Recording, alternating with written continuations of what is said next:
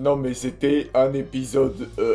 c'était un épisode de ouf. Non mais moi j'étais tranquillement assis sur mon lit pensant regarder un truc peinard, mais il y avait trop de trucs. C'est passé à la fois tellement vite et il y avait tellement de choses à analyser. Mais c'était trop bien. Non mais j'étais pas prêt.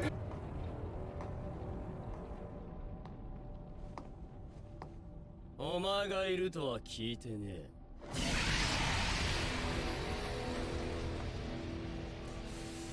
ヴィラン連合旅。 Je me suis dit, le premier épisode, on a un peu de marge, on peut se poser, mais pas du tout, faut être réactif direct. C'était un épisode qui commence sur les chapeaux de roue. Je suis trop heureux, j'en entendais pas moins. Je pensais même pas que ça pouvait autant me hyper dès le premier épisode. Et ça arrive, donc je suis trop content. Bonjour à tous, voici ma première review de My Hero Academia, et je suis trop heureux. 前にも見たことがある。いや、それよりも明瞭な。 Je l'ai déjà précisé, c'est mon shonen préféré. Pour tout ça, pour toutes ces raisons, je suis heureux aujourd'hui en me réveillant parce que hier j'ai vu un épisode de My Hero Academia. Tout simplement. Tout simplement, même s'il était nul, j'aurais été heureux. On commence par le commencement, évidemment, pour cette nouvelle saison. Donc la saison 5, comme il a été annoncé, ça va être plutôt abordé sur le conflit des classes A à classe B. Une sorte d'examen, je pense. Là, on a directement commencé par des problématiques liées à la saison 4. On a vraiment... Comment dire, on a continué le fil de la saison 4 pour pas qu'on soit perdu. Et vraiment, moi qui l'avais pas regardé depuis qu'elle était sortie, les premières minutes, j'étais... Attends, mais qu'est-ce qui se passe? Pourquoi Endeavor, il est autant défoncé? Pourquoi il y a Hanks? Pourquoi il y a Crématorium qui arrive? J'étais... Mais qu'est-ce qui se passe? Parce que, évidemment, j'avais pas regardé l'épisode d'avant. L'épisode 0, ça sert à rien.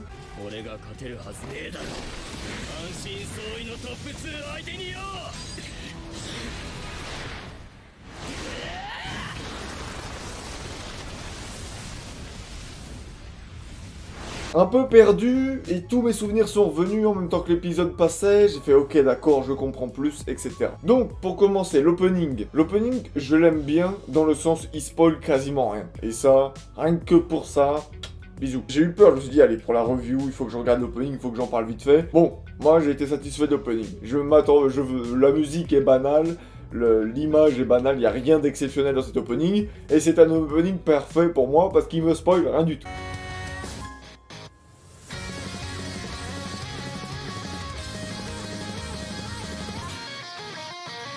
C'est un truc bien, classique. Pas mauvais, pas bon. Voilà. J'ai pas regardé l'ending parce que je m'en bats les couilles. Voilà, hop, c'est bon. Déjà, j'ai regardé l'opening. Doucement, doucement, Jeannot, sur les bonnes résolutions. Ensuite, on commence l'épisode, parce que c'est ça qui nous intéresse, par Crématorium, vs Endeavor, vs Hawks. Un des 3, un des 6. Hanks. Donc très intéressant, mais il est venu pour rien en fait. En gros, on nous a fait comprendre que l'alliance des super vilains était concernée par l'attaque du Brainless de la saison 4 à la toute fin de saison 4. On voit que le Brainless a énormément évolué. Il a pas servi, il est arrivé, j'ai à vous parler. Il y a une autre héroïne qui est arrivée, et ben c'était fini.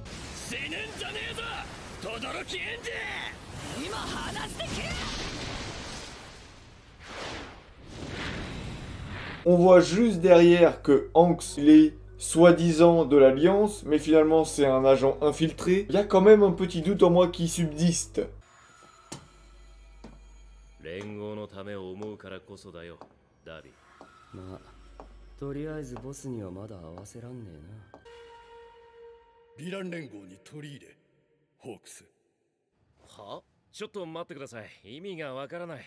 Je me dis, est-ce que on fait pas exprès? Parce que quand même, moi j'ai trouvé ça intriguant qu'on nous montre directement qu'il est infiltré. Parce qu'en général, on aime bien faire tenir le suspense. Alors soit on veut changer le scénario, et c'est très intéressant d'avoir ce point de vue de... On sait déjà qu'il est infiltré, et on va un peu découvrir avec lui l'infiltration. Soit il est infiltré, il dit qu'il est gentil, il est même persuadé, et au final, il va être méchant. On va voir ce que ça va donner. Ça aurait une histoire aussi, parce que c'est quand même le numéro 2 des super-héros, donc il y aura une statue. Là, on va parler de puissance, il va falloir quelqu'un de très puissant pour pouvoir le battre. On a bien vu dans la saison 4 à quel point il a des pouvoirs très efficaces, à quel point il est rapide, et il est aussi polyvalent, que ce soit de loin ou de près. On a vu un peu un flashback qui me fait aller dans ce sens, parce que on lui a imposé d'être un super-héros.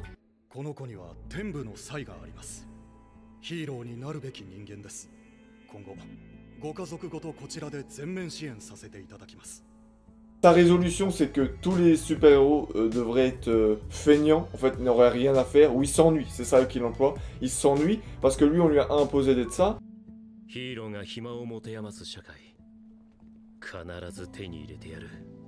Mais est-ce que le fait qu'on lui a imposé le fait d'être super-héros va pas à un moment se retourner contre lui et le changer dans ses idées, en fait? Ou à la fin, eh ben, en fait, il faudrait qu'il y ait plus de super-héros et que tout le monde soit libre. Donc ça serait plus des super-vilains, mais juste des super qui utilisent leur pouvoir sans qu'on leur impose. Ça va être très intéressant si c'est développé. Ça se trouve, je dis de la merde.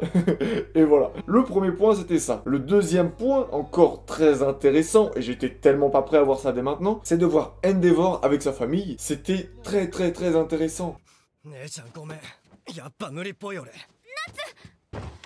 夏を言いたいことがあるなら言え。言えってよく言うね。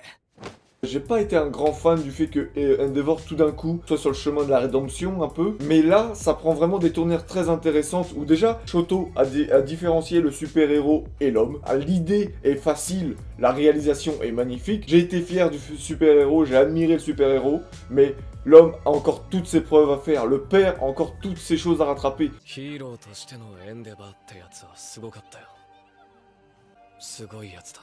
夏兄の言ったことはその通りだと思うし、お前がお母さんにしてきたことまだ許せてね。親父としてこれからどうなっていくのか見たい。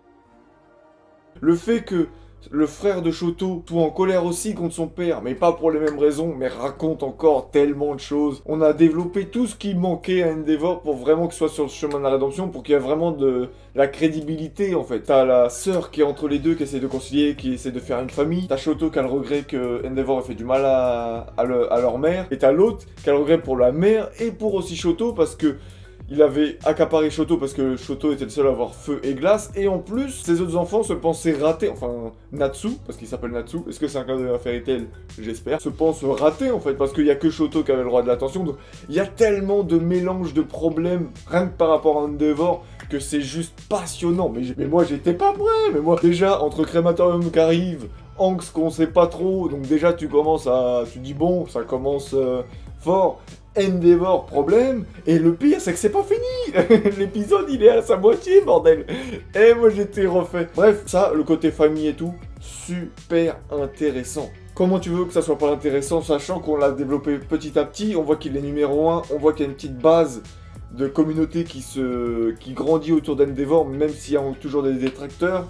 Enfin voilà, on voit son combat en tant qu'homme, le fait qu'il essaye de devenir un homme meilleur, fait qu'il devient un super héros mieux vu de la population, en tout cas pas plus puissant, pas différent, mais mieux vu de la population, donc très intéressant.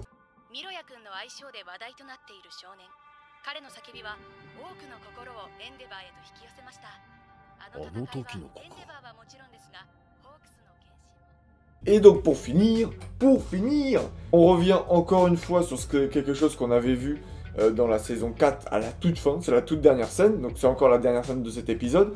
C'est le rêve de Midoriya. Nous, on avait juste vu qu'il voyait les précédétateurs, ouais. Les précédents...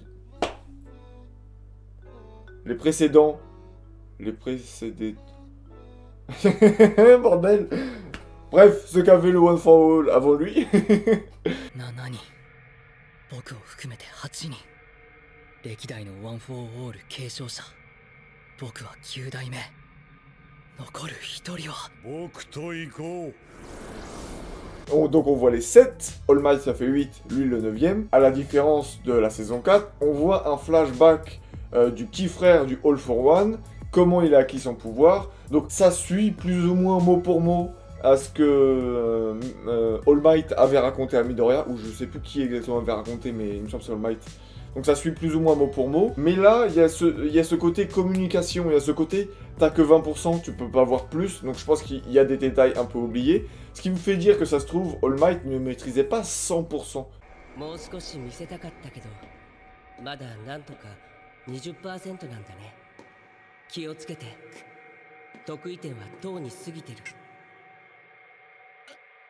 でも大丈夫。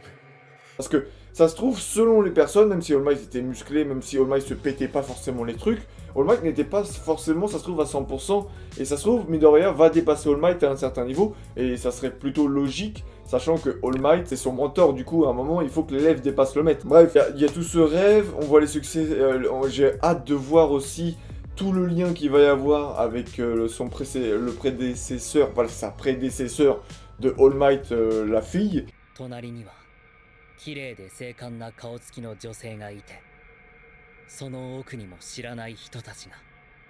J'ai hâte de voir tout ça, mais malheureusement, on va arriver sur un arc plutôt école. Donc ce qui va dire que plutôt les problèmes de fond, les problèmes qui sont liés au pouvoir et tout, vont être un peu mis en second plan. Donc bon, bref, c'est pas grave, on a tout le temps qu'il nous faut. Déjà que le manga est proche de la fin, l'animé, prenons notre temps. Voilà. Donc voilà, c'était une review plutôt chargée parce que c'était un épisode super agréable. Comme vous pouvez le sentir, je suis super heureux qu'il y ait My Hero Academia. Malgré tout ce qu'on a perdu, tu me mets juste My Hero Academia une fois par semaine, ça me suffit amplement. Dites-moi dans les commentaires ce que vous en avez pensé. Dites-moi si vous avez aimé ma review, si vous avez aimé l'épisode. Qu'est-ce que vous attendez de cette saison 5? Je fais pas plus longtemps, ça va être trop long sinon. Merci pour tout. À la prochaine. Abonnez-vous.